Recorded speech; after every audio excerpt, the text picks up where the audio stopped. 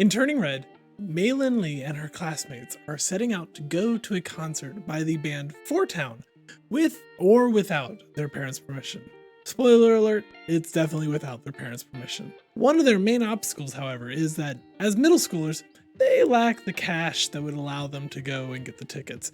In fact, the tickets are $200 each, and as our four main characters, they need $800 in order for all of them to go as a group. They also only have 18 calendar days until they're expecting to go to the concert. While trying to brainstorm ideas for how to make the money to go to Four Town, Abby requests that Mei turns into her panda to give her a cuddle and allow them to brainstorm easier. In doing so, Mei gets found out by other classmates. However, it doesn't turn out the way she expected. She expected everybody else to be afraid of her or disgusted or laugh at her, and instead these other girls seem to fall in love with the panda and offer money, offer their soul, or offer their kidney. Obviously, this goes straight to Mei and her friends' heads, and they decide to sell pictures with the panda. And this turns into a very profitable business for Mei and her friends, but it leads to the question of how do they make enough money to afford those tickets? Let's talk about it. Hello everyone, my name is Joshua Quinn and welcome to the channel. I talk Disney theories on this channel, and if that's something that interests you, be sure to subscribe so you don't miss another episode. We see in the movie that Mei and her friends need $800 in order to make it to the Four Town concert. And we also know that with only a school week left, the girls are still $100 shy of reaching their goal of $800. So within 2 weeks, this group of four girls were able to make $700. At an average of $350 per week, what would they need to be doing in order to make that kind of money in school? Well, we can first see that they start out by just selling appointments to take pictures with the red panda, Mei. This is an easy and cost-effective first service. There's no overhead or upfront cost, just scheduling times with people to meet with you after school and score some quick cash for a photo opportunity. But this method really isn't scalable. After all, there is only one giant red panda. There is only one Mei Lin Lee. So you wouldn't be able to sell multiple pictures in a single time slot. We also can see that this isn't really a scalable opportunity as far as,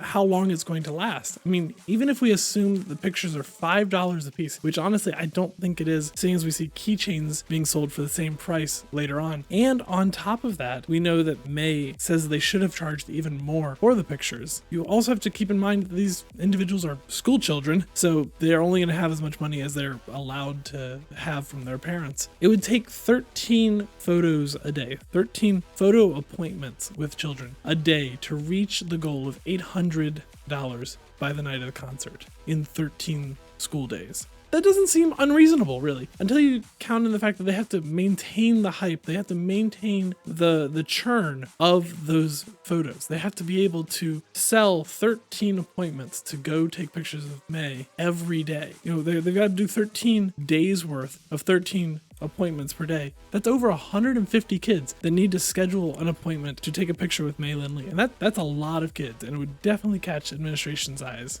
But a few days into the venture, they do stumble upon another money-making method, selling products. Mei falls over on top of a kid and leaves a dirty paw print on one of the kid's shirts. And the kid doesn't seem upset. In fact, he seems pretty ecstatic to be the first one with this kind of memorabilia on him. And so Mei and her friends decide to start selling merchandise geared towards the red panda. This, of course, leads them down the entire path of product-based business, the ability to sell physical items for cash. We start seeing students with the panda ears, start seeing students with panda tails, we see the keychains being made, and obviously the t-shirts being sold, in addition to the photos being taken. And even though we don't know how much any of these are being sold for, except for the keychains, we do know that all of these will come with an upfront cost. And normally this would be a concern for a budding business venture. But given that the girls have had a consistent service-based income in the form of the pictures, they can use that to pay for the upfront cost of these physical items. In fact, this form of business turns out very well for the temple at the end of the movie when they start selling very similar items to fundraise the repair of the arena that was destroyed by Ming's panda. But the problem here for the girls is that they have a time constraint. We can see that Mei and her friends are being concerned that they're down to the last $100 that they need to make in the last week of what they can do. And it's possible that the keychains, the shirts, the ears, and the tails all had inventory costs that would have swayed the outcome in either direction. Given the lack of time they had to set up connections customers for buying any of their items wholesale, they were likely paying full price for any of these items and then marking them up a little bit more to associate them with the red panda. This is a very valid form of reselling where you buy something that's a blank canvas and then you put your own branding onto it and resell it, but it comes with its upfront cost, especially if they're buying these things at full price because they don't have the time to set up connections to buy things in bulk. It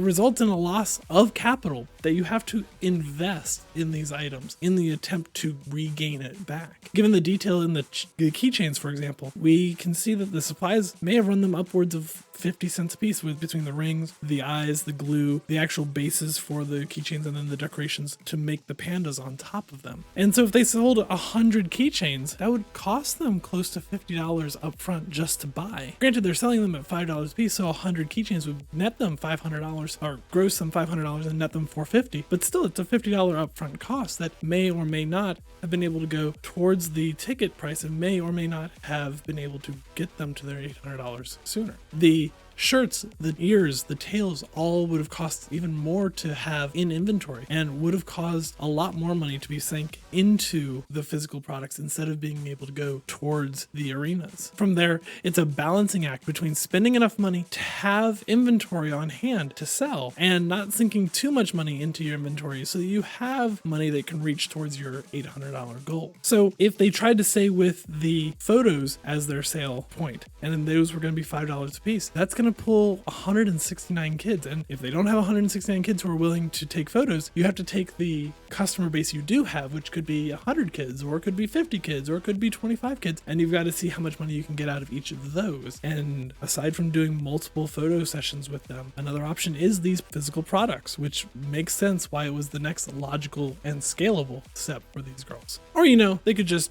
have a friend who decides to pay $200 to have May show up at his birthday party. That's also totally a valid way to reach your financial goals. What do you all think? Do you think May and her friends should have focused more on the service side of their side hustle where they were selling photos? Or do you think they were right to branch out into selling physical product? Let me know down in the comments below. If you enjoyed this video, be sure to like it. And if you want to see more like it, be sure to subscribe and ring the bell so you're notified of when our next video comes out. If you enjoy turning red videos, be sure to check out my video here where I talk about how big Ming's panda was likely and how she was able to keep it a secret for so long. And I will see you guys next time. Take care, everyone.